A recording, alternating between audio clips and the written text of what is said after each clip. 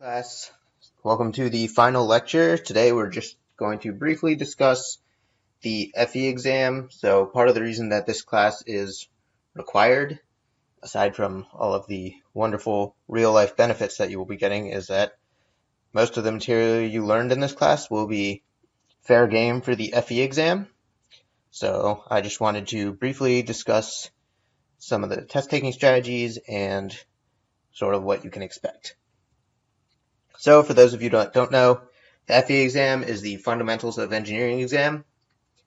It is given out by NCEES. They're an organization of people that license for engineers.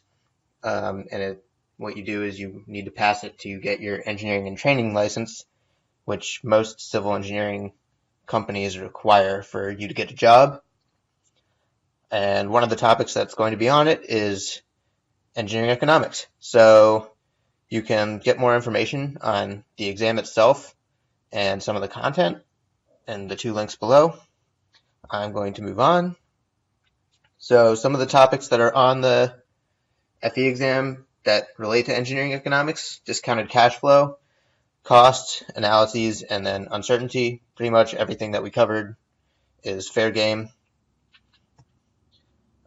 Materials that you get a reference book with a large amount of material that you need to search through. It's going to include formula, definitions, and some tabulated values like the tables in the appendices with the interest rates for different N years.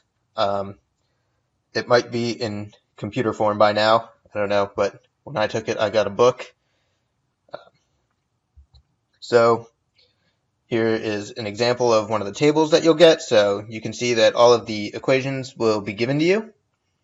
And you should recognize many of these. You can see here we've got the uniform gradient present worth, and we didn't cover that, but luckily you should be able to recognize the symbology that goes along with it and be able to plug in the values to get the factor.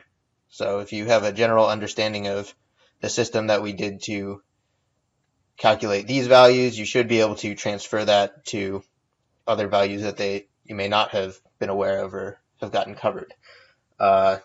Just so you know, there are no spreadsheets in the exam. So part of the reason that it's important for you to learn how to do some of this by hand is mostly because of the FE exam. In any real world practice, you will have access to a spreadsheet and everything. But in a test setting, they give you formulae and you need to do that calculation yourself. Another snippet of information in the book, you can see it provides some definitions. So it tells you what inflation is and gives you a formula. Same with capitalized cost. If it asks for the capitalized cost and you don't know what it is, look in the book. You should cover this at some point when you take FE exam review classes, but in terms of engineering econ, we just wanted to familiarize you with the pages that are involved in that. So these are some more of the book values type things.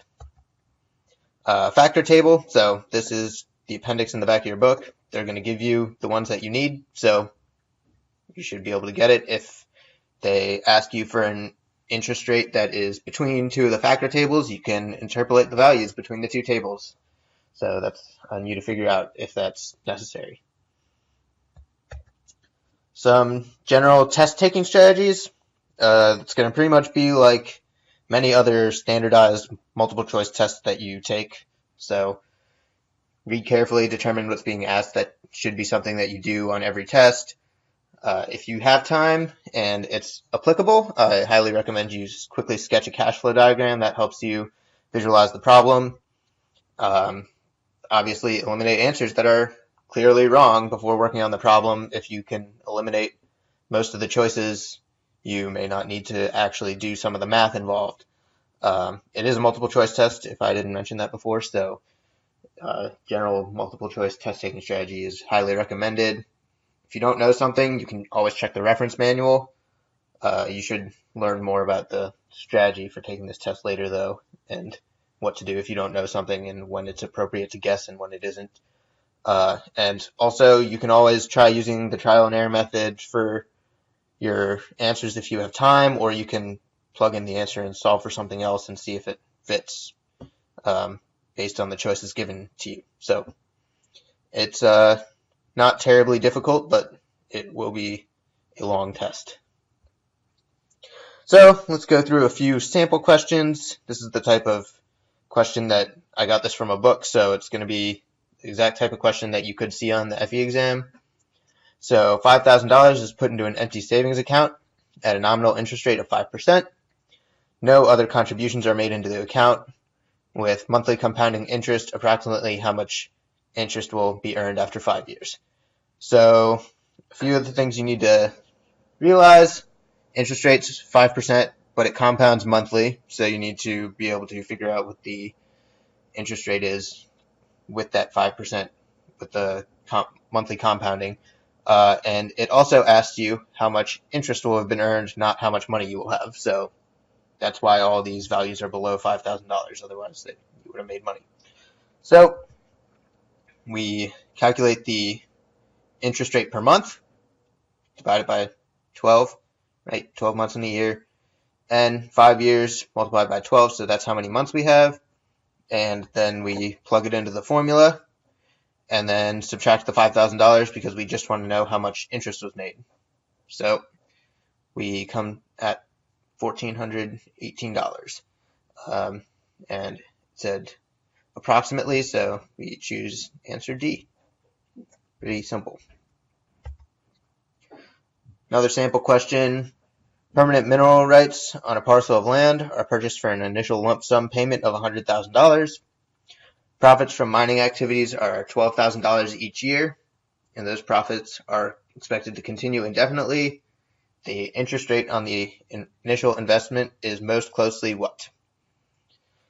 So we get an initial payment of $100,000 and earn $12,000 a year forever.